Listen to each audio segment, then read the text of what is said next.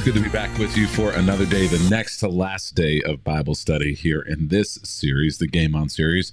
My name's Kevin. Have the privilege of serving here at Christ Table as lead clergy. If you'd like to know more about Christ Table, very simple. All you need to do is visit the URL that is right up there, www.christstable.today. If you'd like more information about this study in particular, then right there is where you need to go. Go.christstable.today/game on. There you'll find information about this study, about this series, free downloadable content to help you navigate through this study with extra questions and insights that go along with these videos. Those are free for download on PDF. If you'd like a printed copy of those, we do have printed copies, nice bound books of both devotionals, the adult devotional as well as the youth and children's devotional that are available there as well.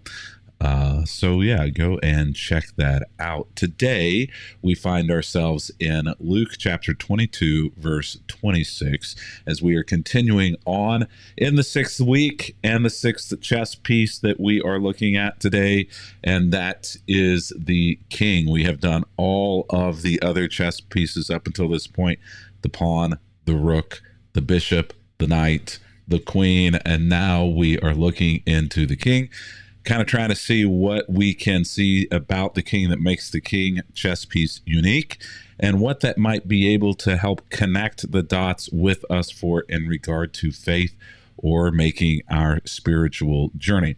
So next to last day, tomorrow is the last day, but today we get one more look behind the scenes into the king. So one of the things that I want to remind us of before we get into the meat of this is the way that the king moves, just in case you haven't been here for the other days of this study. The king can only move in one space in any direction. So a little bit like the pawn, but the king can move in any direction, one single space, which makes the king one of the weakest pieces on the board, believe it or not. You might think that the king is the most powerful piece on the board, but that is not true. The queen is the most powerful piece on the board, even though you can continue the gameplay with the queen having been captured, but the king cannot be captured. If the king falls, then your game falls as well, because the king is simply that important. All these other pieces, I've got kind of sitting over here around me, and we've been talking over these the last few weeks. The bishop here, the rook. Yep. I got the queen over here as well, I think. Yep, got the queen here. All of these other pieces, other than the king, are flashy pieces. They have lots of great movement patterns to them. They are lots of fun to play. The king, not a very fun piece to play. It only gets to move one space and can get in a lot of trouble in moving those spaces because the king needs protection. Lots of flashy pieces zoom across the board, but the wise king moves slowly and deliberately, and oftentimes not at all, thinking several steps ahead. Because if you are not careful, you are going to put your king in a position where some flashy piece from your opponent is going to come zooming across the board and check, and potentially even checkmate your king, which is not something that you want, especially very early in the game, because that will make you look quite inept as a chess player. One of the things that I love about that is this approach that the king necessarily takes to play the game well, this approach that I actually myself tend to come at life in the same way a lot. That is very slow movement, very methodical movement, very measured movement. Count the cost, have many steps and outcomes in front of you planned out just in case. Have a backup plan for your backup plan, and take it one step at a time, rather than being like the rook or being like the knight or being like the bishop, being flashy, ostentatious pieces that are zooming all around the board everywhere. I am in a lot of ways a lot more like the king. Cautious, measured, and very oftentimes strategic in how I move, for fear of getting checked. This, I find, is actually a fairly biblical concept of moving in that way, not because I tend to live that way, but because in the spiritual life, we are encouraged to live that way as well. The greatest among you should be like the youngest, and the ones who rule like the ones who serve. Lots of us, whenever we were immature, literally, or immature metaphorically, took things very easy and very careful when we were young, as a child, as a teenager, or just getting into college. Oftentimes, the first few days at a new school, the first few days at college, you tend to take things a little bit slowly, right? Because you're not sure of yourself yet. And then as you become more sure of yourself and your movements and the world around you, you tend to take things far faster. But we can still, many of us, even as adults, understand what it's like to be in a new city, to be in a new church community, to be in a new job, to be in a situation where you are not the expert, but you are the rookie, you are the newbie, you are the youngest.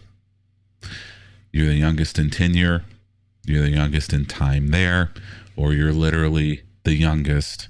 And so you have to take things cautiously, be measured, be careful so as not to slip up.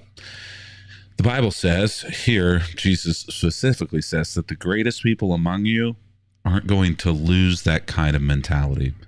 They aren't going to lose that kind of movement in life where they remember what it was like to not have the idea that you have it all together and that you know everything and that you don't need anybody else. Whenever you're new in a school, whenever you're new in a community, whenever you're new in a church, whenever you're new especially in a job, you recognize that you kind of need other people oftentimes in order to help you navigate that. And so you oftentimes will tend to serve others.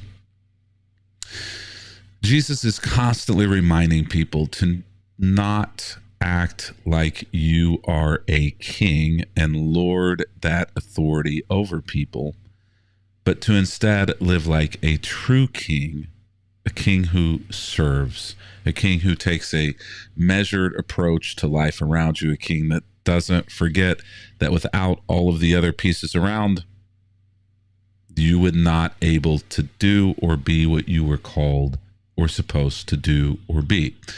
And so in that way, the game of chess in a lot of ways matches up with the game of life. And Jesus modeled that. Jesus modeled the kind of leadership, the kind of life, if you like that word better, that focused on patient, humble service rather than grabbing power quickly. That is a life which many in the world around you are not committed to living, but in which Jesus says that should be the kind of life that his followers are committed to living. If somebody wants to be great among you, then they need to live and serve like these among you. Humble service rather than grabbing power quickly. And Christianity, at its best, should value this kind of slow and steady work of building justice and creating inclusive communities and recognizing that real transformation takes time and consistency. This is the kind of Christianity that Jesus taught, right? Do justice on behalf of the oppressed and the marginalized. Create inclusive communities where all people are welcome. Tax collectors, sex workers, zealots, and traitors. Because real transformation takes time, it takes consistency, and it takes being willing to serve others who sometimes may be difficult to serve. So at the end of all of our study guides, there are a set of questions each and every day. And the question, one of them for today in the study guide, there's several others there if you want to download it at go.christstable.today/game on. There are several questions there, but here's one of them. Where are you tempted to rush instead of taking patient, thoughtful steps, like the king? It can be difficult to serve others whenever you're rushing to be the front of the line, right? It can be difficult to serve others whenever you're always serving yourself on the board. Whenever we do that, we miss the world around us. We miss the people to which God has called us to. So where are you tempted to rush rather than take patient and thoughtful steps? That's the question for today. Would love to see your answers or your thoughts on that in the comments today, wherever you're watching, by chat or in the comment sections. Would love to see what your thoughts are on that. Looking forward to being back with you tomorrow as we finish out the Game On series. I can't believe it's finally here. Until